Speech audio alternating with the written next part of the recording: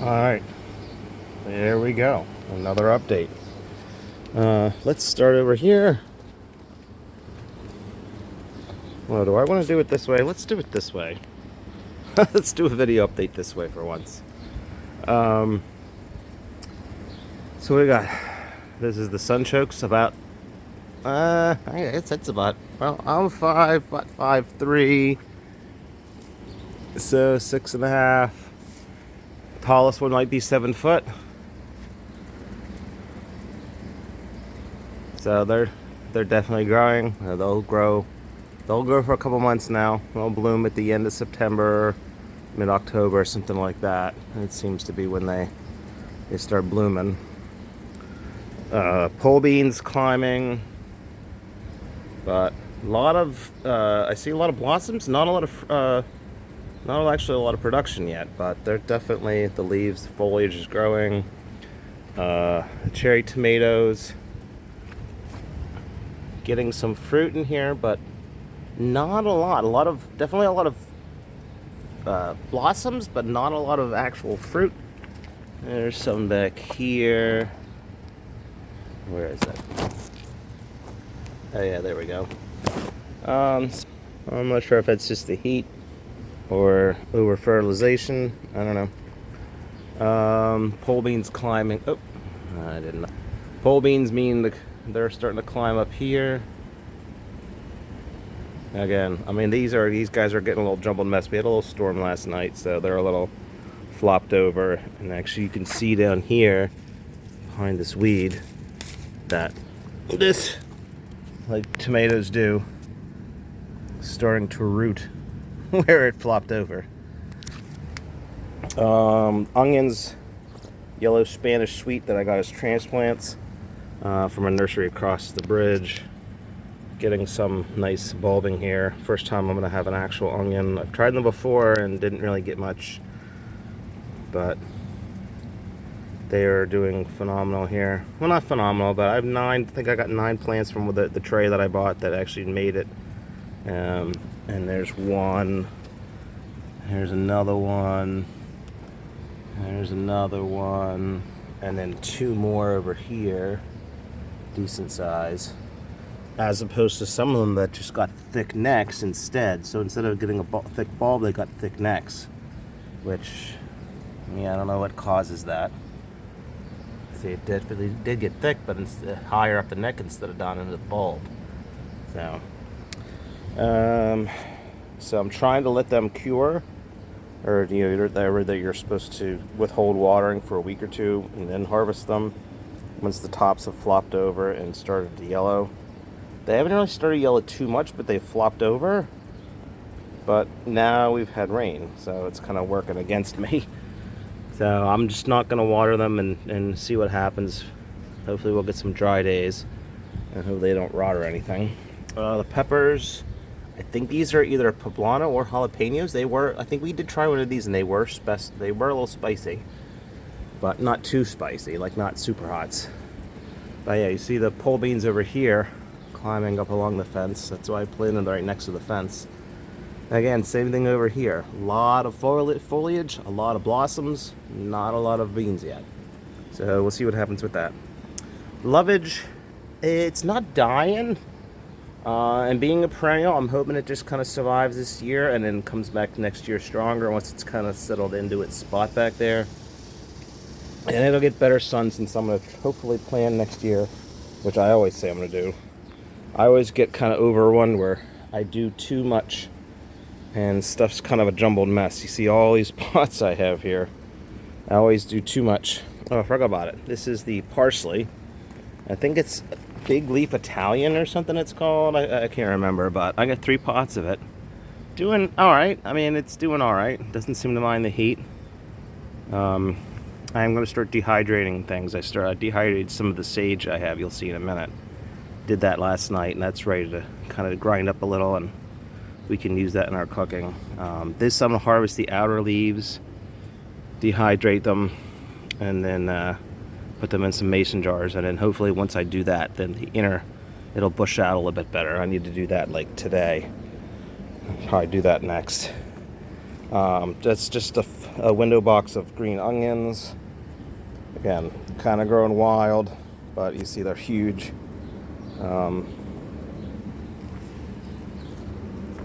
This is the store-bought potato, so I think it's some kind of russet. I'm not sure, or just some kind of brown skin russet, maybe. I'm not sure. Beets that I've kind of not really taken care of, just kind of water. I mean, I don't weed them. I didn't thin them out. Just seeing how they go when they try to fend for themselves and see what happens. Since I can't really get back there, as I said, like I get so excited in the spring. And I do so many things, and then I can't take care of everything. That's just what I do. But yeah, potato here, store-bought potato that's sprouted, and I like to do an experiment every year to see what I get. What's over here? This originally was the most vigorous blackberry, but it got to about 4 foot tall, the top of this fence, and then the tip kind of crinkled and browned and died, so I pruned it back, which started to create the laterals. So as you see here, and like down here, I think it has the one cane, or it might be another cane. Oh yeah, no, that's just a lateral. I can't tell. Oh yeah, it is. That second one on the left there is a new shoot, I think, a new cane. So I don't know, I'll see what happens with it. The rosemary, doing good. Getting some fruit off this blackberry, so hopefully I'll get some of those. It'll be interesting. So once they ripen, I harvest those. I'll prune that back, and then create the laterals. Like I said, I'm not sure what to expect. I'm not exactly sure. I'm still a little confused how I'm supposed to be pruning this and when I'm supposed to be pruning it. The information I find online is kind of confusing. But this is actually a second cane. I haven't pruned this yet, but this cane here is actually from the crown. It just came up by itself suddenly. So it was only having the single cane, wasn't doing much, and all of a sudden this thing sprouted up over a matter of the last couple weeks. Another pepper, which I think these ones look like Super Hots from the Scotch Bonnets we had last year. They look very similar to them, so I'm expecting these to be extremely hot. This blackberry is the third one. It's about as vigorous as the other one. Has a second cane. This is a new cane. This is the original cane that came up. Only got to be about 2.5 foot tall. I don't know, it has some fruit here. And then this cane came up out of nowhere from the crown.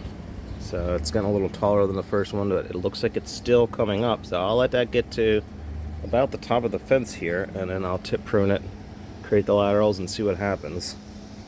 What's behind me? Oh, the edamame. Edamame are formed, filling out. They still have a couple weeks to go. Now 90 days would be into August. These ones look like they have a short. The original ones I used to grow from John Sheepers were 90-day maturity, so they wouldn't have been until August. These ones have a range of anywhere 75 to 100. So if it looks like they may be closer to 75, so they may be early August. I don't know. We'll have to see. But they definitely produce a lot more, so I think I might stick with these ones next year, assuming I do edamame again, because they definitely overproduced than what I've had in the past. And I like their purple blossoms as opposed to the John Sheepers wherever I got from them was always white blossoms, just plain old white, boring. But you see there's a lot of pods in there. And I did use the legume inoculant that they recommend for beans that you're supposed to use. So I don't know if it's that, I don't know if it's the soil that I've emitted with the rabbit manure or just the weather, but they definitely are doing phenomenal. So I will definitely do those. Like I said, excited about those. This pepper here kind of flopped over. I keep forgetting to, I think it looks like it's some kind of banana pepper. Some dead foliage here. This one kind of flopped over. I need to stake it up. That's why that That's why this is here. I just getting too lazy to get around to it. I don't know if you can see in there. There are some fruit in there, but like I said, I'm not sure if they're supposed to ripen, change color. I don't know what's going on with it. Peppers didn't do as well. Last year I had the peppers in the ground. This year not sure why, but I kind of got into more container gardening. Bush beans. I'm hoping, well, though the edamame will definitely be ready because I need to use these 2 beds. I don't need to, but I was planning on using these 2 beds for my fall crops. A bunch of radishes, a bunch of turnips, and I have a bed there and this bed here that I want to be ready by the end of August, so I can use them. The edamame definitely look like they'll be ready. If their pods are halfway formed already, I can't imagine that a whole another month that they wouldn't be ready. So I imagine that bed will be ready. I'm hoping these bush beans will be ready. They are starting to get some blossoms, as you see there. They got a little flopped over, leaning towards that way because of the rain last night, but they should recover from that. I'm hoping that bed's ready. Just like I'm hoping the tomatoes back there, because I want to have 3 beds of radishes and turnips in my fall garden. And I can't put them there if the tomatoes there, but we'll see what happens. You gotta wait and find out. Some more green onions. I just planted a ton of them in a few cell trays, module trays, like 10, 12 per cell, and then a night later, they do not mind being handled roughly, and you can literally put 15, 20 seeds in one of those black little nursery plastic cell tray things, and then just once they get a few inches tall, separate them and then plant them separately. And that's what I did with these, and you see they did perfectly fine. Some kind of weed in there.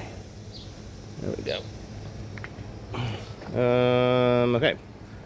These are just some bush beans that I actually just wanted to see what happened if I transplanted them. And as you see, they did fine. This is either the Baltic Rose or potatoes that I planted last year, which would have been Kennemex or Yukon Golds, that started sprouting up this year. Volunteers that I must have missed when I harvested last year.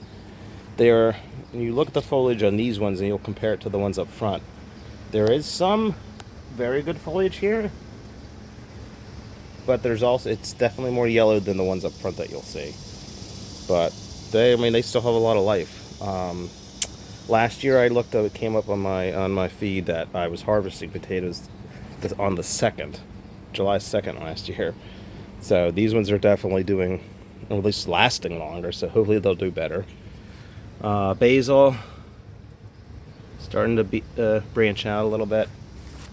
Spearmint was not doing good at all in the ground. I took it up, put it into a pot. It's doing a lot better. What do I got here? These are the Paris Market carrots. Don't really see much formation yet, but foliage is definitely growing. I don't see much as far as, now these were started definitely like maybe a month or so after the other carrots, so I'm not surprised I don't see much yet. I'll close this up. All right. These are the Nantes. I think they're called Nantes Supreme, I think. And you can see. And there's one. Let me get that. Oh, get in the focus. Come on, get into focus. Oh, there we go. It was there in focus for a second, but you see it.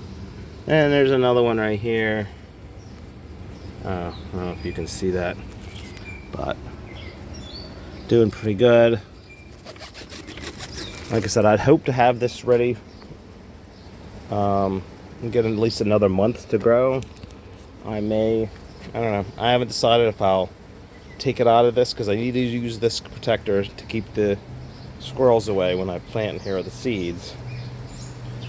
So either I'll plant less and just let the carrots go if they seem like they're still growing, or take it out and just pick them however big they are at the end of August when I need this. So like I said, I don't know if I'll let them go and just not plant something new in here, or end of August if they're still growing, just pull them anyways. I don't know, we'll see. And some more green onions that I planted singly. Not all of these ones planted single. I don't know. I don't know what I like prefer. I don't know what's better. These ones are just single, spaced, you know, a few inches apart. You'll see in a second. Like, see all these ones a few inches apart. Let's go to the front yard. Well, we'll see. The sunchokes, the second sunchoke, the side of the house. This area doesn't get a whole lot of sun, but I wanted to expand and find something that grew here. And as you see, the sunchokes do phenomenal here. So apparently they are tall enough, get enough light, and I seem to get pretty decent production from the sunchokes here. Some sunchokes I volunteers, which you always have with sunchokes. You'll never harvest them all. Chamomile. This is the pineapple sage. I started to dehydrate some last night. It is producing phenomenally. The golden beets, I'm trying to keep up with. And beets, I don't know. I mean, I kind of like them. I like taste it. I like the taste of them. I like growing them, but they're a little frustrating because the leaves are a little floppy. Now, I don't know if it's because they're not getting enough sun. I will maybe have to try next year to get them a little bit area with a little better sun. You know, but they tend to flop over, especially when they're young like this. They get a little rain and they flop over, and you kind of got to baby them a little while. I think part of them, maybe I'm not planting them deep enough, so maybe I need to start planting them a little bit deeper in the future. But I mean, they are growing, so let me see what happens. Now, compare the other green onions to these ones, which I planted thickly. I planted maybe 15 to 20 clumps, and then about 10 or 12 per clump, and it grows up like grass. So now I have cut back these a few times. You see these, I can put them completely back, and they're like cut and come again, you know. So I'll have plenty of green onions. I'm gonna harvest these every day. I'm gonna start harvesting stuff. Next I'll probably do parsley, so I can get that to start thickening up. And once that's dried, I'll probably harvest this whole thing and do a bunch of green onions. These are the kaleidoscope mix, rainbow kaleidoscope carrots. And let's get a look at those. Well, because of the color, there's a purple one that's looking 3/4 of an inch here. Let me see if I can get that leaf's in the way. Let's see if I can get yeah, see that? There you go. It's like 3/4 of an inch. So there's, and the one right next to it looks pretty decent size as well. So, which one am I seeing? This one. Oh, and then the one back there. So you can see kind of there, back there a little bit. It's kind of hard to say, but this is the rainbow mix. There's purple in here. There should be red, should be white and orange, and yellow. But yeah. So these ones will definitely be ready. I'll give them 30 more days. If I had the space, I would wait till frost. But I need this container, and I need this enclosure for my fall crop. So they're getting 30 more days, I think, pretty much no matter what. And then these are the other potatoes. Like I said, I don't know if these are the Baltic Rose or if these are the ones that the volunteer plants that I noticed early in the spring. Dug them up. It was just about like a pencil-sized stem, some roots and some leaves. I put them in a pot, and well, you know, they actually survived and kind of seem like they've been thriving. Now you look at the ones in the back, and you see like down here, I opened the thing. I meant to take these out of the enclosure a lot earlier, and then I could use the enclosure for something else. Never got around to it. They actually started bursting through the roof. I was worried that they were going to pop through the top, so I opened it up. They kind of spilled out, but you see, look at all this growth here. I mean, that looks like a brand new plant. So this full now inside is worse. You know, it looks kind of like it did in the back, but look at all this new growth down here. This, you know, and you see like here. So, you know, doesn't look like I'm gonna be harvesting these at least a few more weeks, if anything, if not longer. Bachelor's buttons, it's just so hard once it gets hot to want to come out here and keep deadheading them, and then they go so so productive, it's hard to keep up.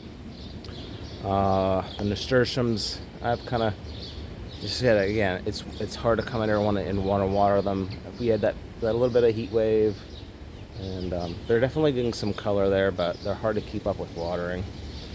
Oh yeah, here's the sage, the pineapple sage that I told you about. It's looking phenomenal. So I'll get a lot from that. Black and blue salvias. The echinacea, aka purple coneflower. Pretty decent production. Probably would be more if it got, it's a little overcrowded here with the peonies in here. So, but, yeah, kind of like it. Gives a wild kind of look. The lily is done. And the strawberry patch, yesterday I finally went through and cut out most of the runners that I could find. A lot of them have rooted, so it should be an expanded. I'm expecting big things next year. But it does need a new layer of mulch. But I may just wait till the fall. They seem to be doing pretty well. I might just wait till the fall when they start dying back, and then put a new layer of mulch on there. And then once fall comes, cut them back and then cover them with the 1 or 2 layer of mulch, which seemed to suffice. Let's see what's here. Oh, the roses. They've recovered from their prune. I probably could have done more. Yeah, I got some weeding to do there, but pretty good. The lavender, made several batches of lavender lemonade. And alright, that's about it. And I'll catch you next time with more update.